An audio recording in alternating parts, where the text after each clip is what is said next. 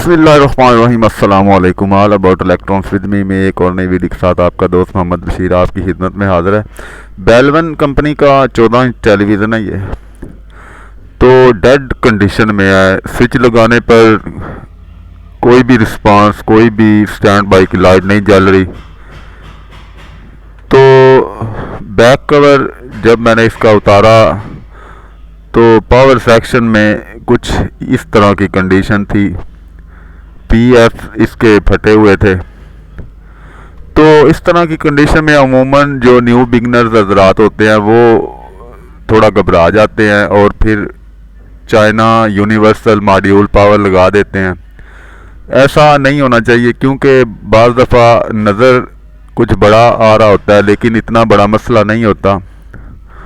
तो इस तरह की कंडीशन में सबसे पहले आपने तमाम एरिए को वॉश करना है और जो ब्लास्टेड कंपोनेंट हैं उन्हें आपने बाहर निकालना है। बाहर निकालने के बाद पावर सप्लाई सेक्शन में जो छोटे ट्रांजिस्टर लगे होते हैं उन्हें आपने ओपन करके चेक करना है, क्योंकि बाज़ दफ़ा बोर्ड में लगे हुए वो कंटिन्यूटी सही नहीं दिखाते। आगे शॉर्टेज होने की वजह से इसके जो फ्यूज़ पर जंपर वायर लगी हुई थी वो भी उड़ चुकी है।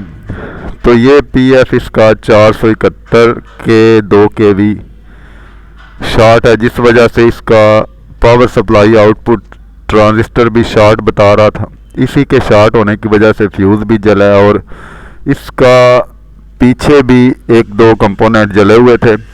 तो स्टेप बाय स्टेप इस तरह की कंडीशन में आपने रिपेयरिंग करनी है। सबसे पहले जो है ट्रांजिस्टर जो छोटे लगे होते हैं उन्हें दो पॉइंट ओपन कर लें या बोर्ड से बाहर निकाल लें, और उसके बाद पीछे जो मेन रेक्टिफायर लगे हुए हैं वो भी रिमूव करके आपने चेक करने हैं। तो घबरा नहीं जाना इस तरह की कंडीशन में बिल्कुल भी कि ये तो धुआं सा मारा हुआ है, पता नहीं पूरी किट्टी जली हो और आप पावर मॉड्यूल लगा दें इसमें। इस तरह की कंडीशन में ज़्यादातर एक दो कंपोनेंट ही जले होते हैं। तो ये फोटो डायोड के पास जो ड्राइवर ट्रांजिस्टर लगा होता है A1015 और C3807 पीछे लगा होता है ऑसिलेटर ड्राइवर में। तो इन दोनों को भी रिमूव करके चेक कर लेना है और अच्छी तरह से बोर्ड ऊपर से वॉश कर लेना है। साथ में जो कोई और पीएफ लगा हो उसे भी ध्यान मार लेना है। अमूमी तौर पर सिर्फ पीएफ ही जला होता है, लेकिन इसमें जो रेक्टिफायर है उनमें से भी 2 रेक्टिफायर जले हुए थे, मतलब कि इससे थोड़े से ओवर वोल्टेज आए हैं जिस वजह से ये इसके कंपोनेंट जले हैं और पीएफ फटा है। पीएफ जो है वो तो जब बिजली डिम पर टेलीविज़न ज़्यादा देर चलता है तो वो गर्म होना शुरू हो जाते हैं और फिर गर्म होकर जलते हैं। लेकिन जो पीछे रेक्टिफायर मेन 4 लगे हुए हैं 220 वोल्ट की फिल्ट्रेशन के लिए, वो ओवर वोल्टेज की वजह से जलते हैं। मतलब ये टेलीविज़न बिजली कम पे भी चला है और इसे ज़्यादा का भी झटका लगा। तो इस तरह से की कंडीशन में जो छोटे कंपोनेंट हैं वो आपने लाजमी साथ में चेक करने हैं। ये ट्रांजिस्टर लगा हुआ है A1015 और ये ट्रांजिस्टर लगा हुआ है C3807।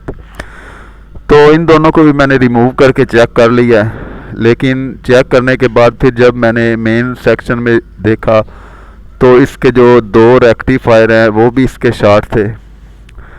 तो अमूमी तौर पर जो इस तरह का ब्लास्ट बर्न कंडीशन होती है, फ्यूज़ वायर जो फ्यूज़ है उसको मैंने जंपर कर दिया है और इसके जो 2 रेक्टिफायर हैं वो भी मैं अभी दिखाता हूँ आपको। वो 2 रेक्टिफायर भी इसके शॉर्ट थे, क्योंकि फ्यूज़ लगाने पर फ़ौरन सीरीज़ में ये बल्ब जला रहा था। पावर सप्लाई रिपेयरिंग के दौरान आपने सीरीज़ बोर्ड का इस्तेमाल लाजमी करना है, क्योंकि कोई भी थोड़ी बहुत सी शॉर्टेज अगर रह जाए तो वो आपको शो हो जाएगी बल्ब जलने की सूरत में। तो ये एसी इनपुट में शॉर्टेज थी। अगली साइड पर कैपेसिटर जो 250 वोल्ट है वो शॉर्ट नहीं बता रहा था, लेकिन ये पीछे जो कॉइल ट्रांसफार्मर जहाँ से 220 वोल्ट निकल रहे हैं वहाँ पर रेक्टिफायर में शॉर्टेज शो हो रही थी। तो ये तमाम चीज़ें अगर आप 1-2 मिनट इजाफी देकर ध्यान से चेक कर लें तो कोई भी बड़ा मसला नहीं बनेगा।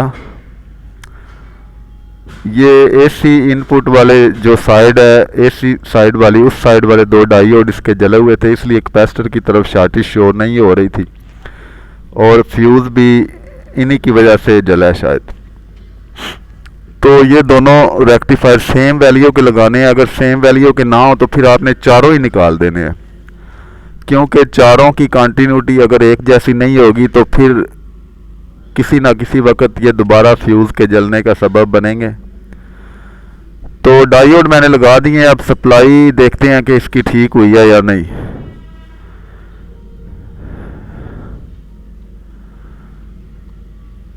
पावर सप्लाई रिपेयरिंग में अक्सर आपको एहतियात की ज़रूरत होती है, क्योंकि थोड़ी सी लापरवाही आपका मिनटों का काम घंटों पे ले जा सकती है।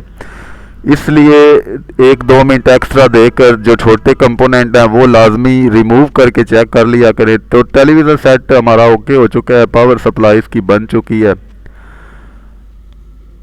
आज की वीडियो में इतना ही। अगर आपने अभी तक मेरा YouTube channel all about electronics with me subscribe नहीं किया तो इसी वीडियो के नीचे सब्सक्राइब के बटन को दबाकर चैनल को सब्सक्राइब ज़रूर कर लें। और अगर आपको इस वीडियो में से कुछ नया सीखने को मिला हो तो वीडियो को लाइक भी ज़रूर करें। अल्लाह ताला आपको सेहत और तंदुरुस्ती अता फरमाए। आज की वीडियो में इतना ही। खुदा हाफिज़। वीडियो को लाइक ज़रूर कर दें और चैनल को सब्सक्राइब नहीं किया तो चैनल को सब्सक्राइब भी कर दें। शुक्रिया।